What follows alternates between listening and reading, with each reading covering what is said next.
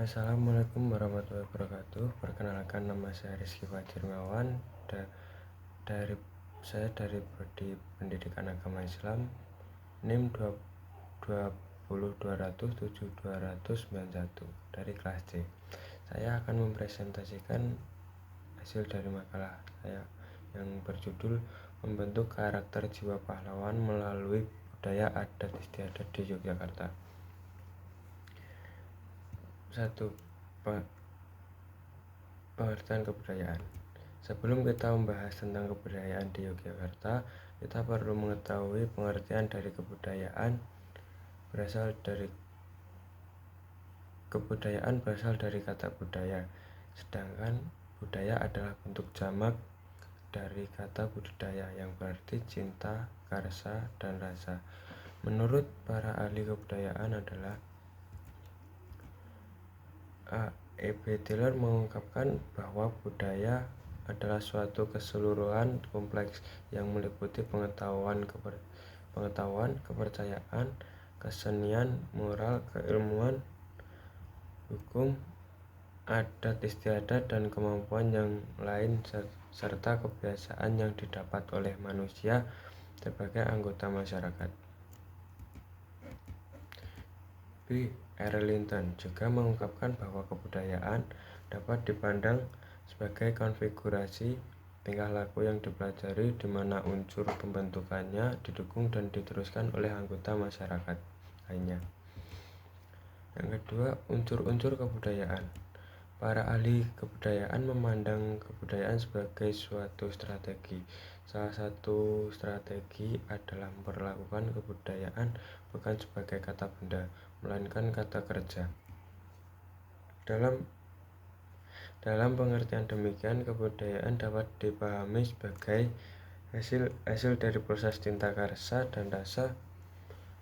Dengan begitu, berbudaya adalah bekerja demi meningkatkan harkat dan martabat manusia. Unsur kebudayaan tersebut bersifat universal, yaitu terdapat dalam semua masyarakat dimanapun di dunia, baik masyarakat primitif dan terpencil. Unsur kebudayaan dapat dirinci dan dipelajari dengan kategori sub-unsur dan sub-unsur yang saling berkaitan dalam suatu sistem budaya dan sistem sosial yang meliputi A. Sistem dan organisasi masyarakat, B. Sistem religi dan upacara keagamaan, C. Sistem mata pencarian, D. Sistem ilmu pengetahuan, E. Sistem teknologi dan peralatan, F. Bahasa. 3. Sejarah Yogyakarta. Bagi pakar arkeologi, Yogyakarta sangat menarik karena memiliki sekitar 36 candi atau situs bersejarah, misalkan Candi Prambanan yang merupakan candi Hindu terbesar dan paling terkenal di Indonesia, yang dibangun di abad ke-9, terletak di sebelah timur dari kota Yogyakarta, sekitar 30 km dari Yogyakarta. Candi Borobudur merupakan candi Buddha terbesar, bahkan tercatat sebagai salah satu daripada 7 keajaiban dunia. Terletak di sebelah timur laut Yogyakarta, berjarak sekitar 42 km dari kota Yogyakarta. Candi Mendut adalah tempat untuk pemujaan bagi umat Buddha karena di dalamnya terdapat arca Buddha Gautama. Nomor 4. Nilai-nilai budaya di Yogyakarta. Muatan nilai-nilai budaya yang sangat lekat dengan kehidupan masyarakat Jawa dan diyakini bisa membawa ketentraman dalam hidupnya, terdiri dari budi pekerti luhur, hasil karya atau budidaya manusia artefak, dan adat kebiasaan masyarakat yang memiliki nilai strategis. mewarnai pendidikan di daerah istimewa Yogyakarta dan perlu diberikan kepada peserta didik, yaitu A. Pertama, nilai-nilai luhur yang terumuskan dalam berbagai ungkapan yang perlu diberikan kepada peserta didik. Kedua, artefak berupa karya seni dan karya lainnya yang syarat dengan nilai luhur, termasuk di dalamnya arsitektur fisik lokal dengan keharmonisan, keindahan, kekokohan yang sekaligus mencerminkan aspek-aspek lain dari pranata sosial.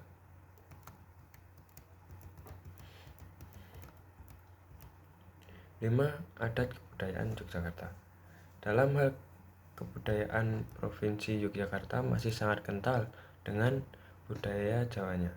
Dalam kehidupan sehari-hari, seni dan budaya seolah tak terpisahkan dan sudah menjadi bagian dari kehidupan masyarakat setempat. Terbukti mulai masih anak-anak sampai dewasa, banyak masyarakat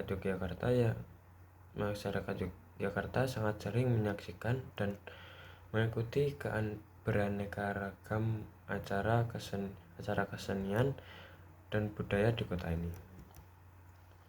Tradisi selalu dipertahankan oleh kebanyakan masyarakat Yogyakarta.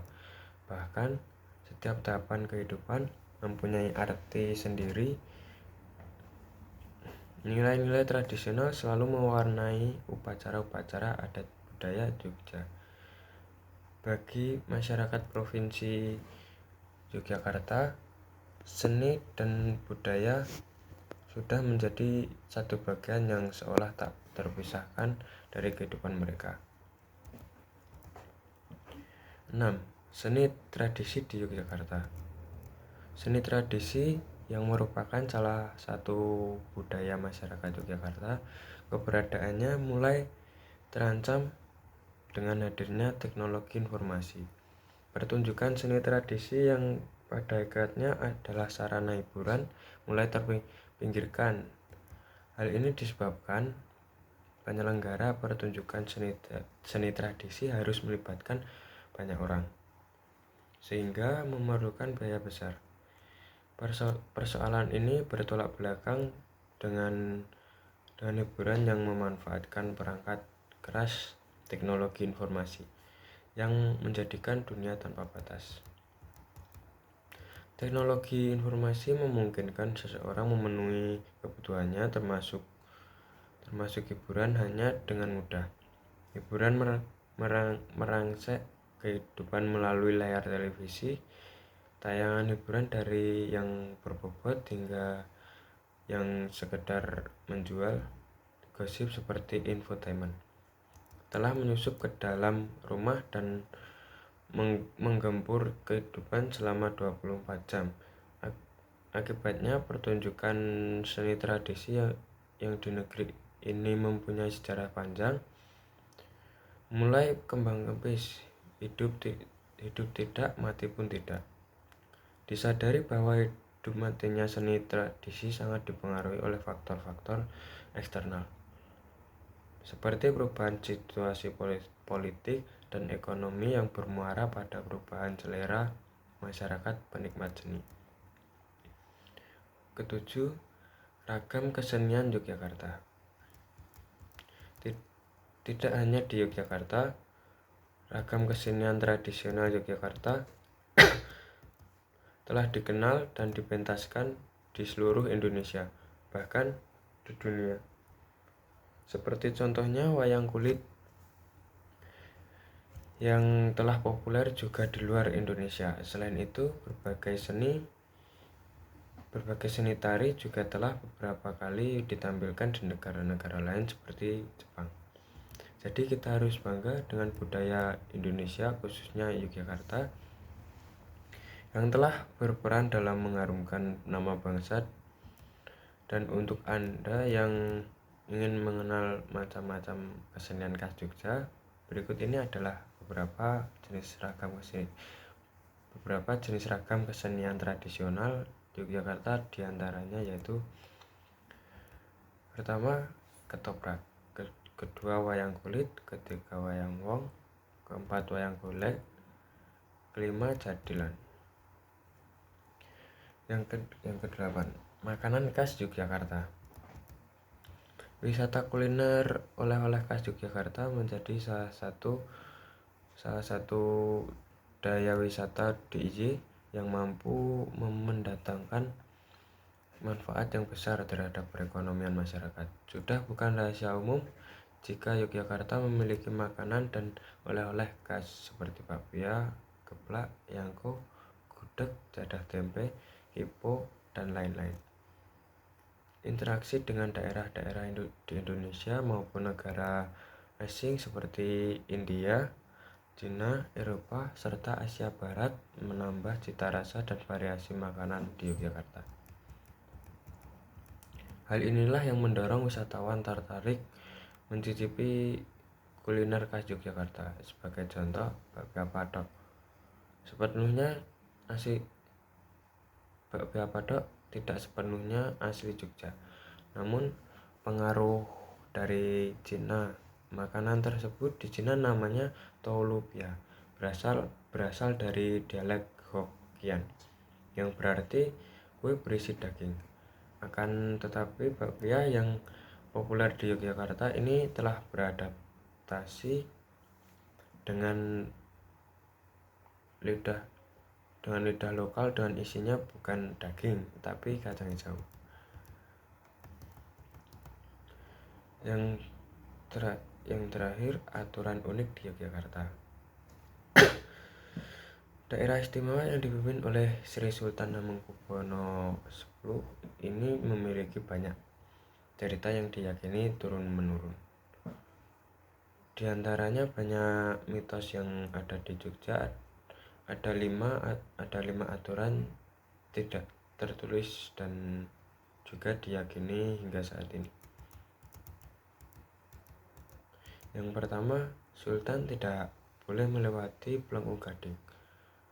Plengkung Gading atau Gapura Pintu Keraton merupakan salah satu bagian dari Istana Keraton Ngayogyakarta Hadiningrat. Plengkung merupakan gerbang utama untuk masuk dan keluar keraton.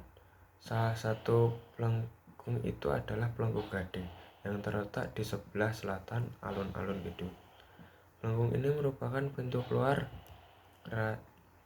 raja yang wafat untuk selanjutnya dimakamkan di makam Raja-Raja Imogiri. Konon selama Sultan masih hidup tidak diperkenankan melewati Plengkung Gading. Yang kedua, ke Pantai Parangtritis tak boleh mengenakan pakaian hijau. Pantai Parangtritis merupakan salah satu wisata Jogja yang terletak di Kabupaten Bantul. Membicarakan Pantai Parangtritis pasti tidak dapat dilepaskan dari mitos keberadaan Nyi Roro Kidul. Wisatawan Parangtritis dilarang mengenakan pakaian yang berwarna hijau. Cerita yang berkembang, Nyi Roro Kidul menyukai warna hijau, sehingga tidak ingin ada orang lain yang memakai warna itu. Yang ketiga, orang Gunung Kidul kalau membuat sambal harus menghadap ke selatan. Aturan unik juga ada di Gunung Kidul. Salah satu kabupaten di Yogyakarta, warga Gunung Kidul saat membuat sambal harus menghadap ke selatan. Hal ini dilakukan untuk menghormati Nyi Roro Kidul. Keempat, pengantin dan orang yang sedang sakit tidak diperbolehkan melewati perempatan Palbabang. Perempatan Desa Palbabang, Kabupaten Bantul juga menyimpan aturan unik. Konon pengantin tidak diperbolehkan melewati perempatan itu dengan tangan kosong. Jika ada pengantin yang melewati perempatan itu harus melepaskan ayam jago. Untuk menghindari mitos tersebut, warga ada yang memilih mencari jalan lain dan menghindari perempatan tersebut. Mitos yang berkembang, orang yang sedang sakit juga dilarang melewati perempatan itu. Solusinya, orang sakit yang berobat ke rumah sakit harus mencari jalan alternatif agar tidak melewati perempatan itu. Yang terakhir, Pasar Bubrah Gunung Merapi. Salah satu lokasi yang terkenal angker di Gunung Merapi ada Pasar Bubrah. Jaraknya yang hanya 1 km sebelum puncak menjadikan tempat ini sebagai tempat para pendaki untuk bermalam. Mereka biasa bermalam sebelum melanjutkan perjalanan ke puncak atau sekadar menunggu matahari terbit esok hari. Tidak jarang orang yang bermalam di Pasar Bubrah mengalami hal mistis, seperti mendengar suara orang berbicara atau mendengar suara gamelan di malam hari. Apabila para pendaki sudah mencapai tempat ini, mereka diimbau untuk menjaga perilaku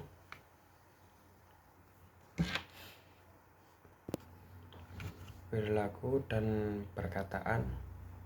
Dalam kepercayaan masyarakat di sekitar Merapi, apabila ada orang yang tidak sopan kepada makhluk yang mendiami tempat tersebut, mereka tidak segan-segan untuk menculiknya. Sekian dari presentasi makalah saya. Wassalamualaikum warahmatullahi wabarakatuh.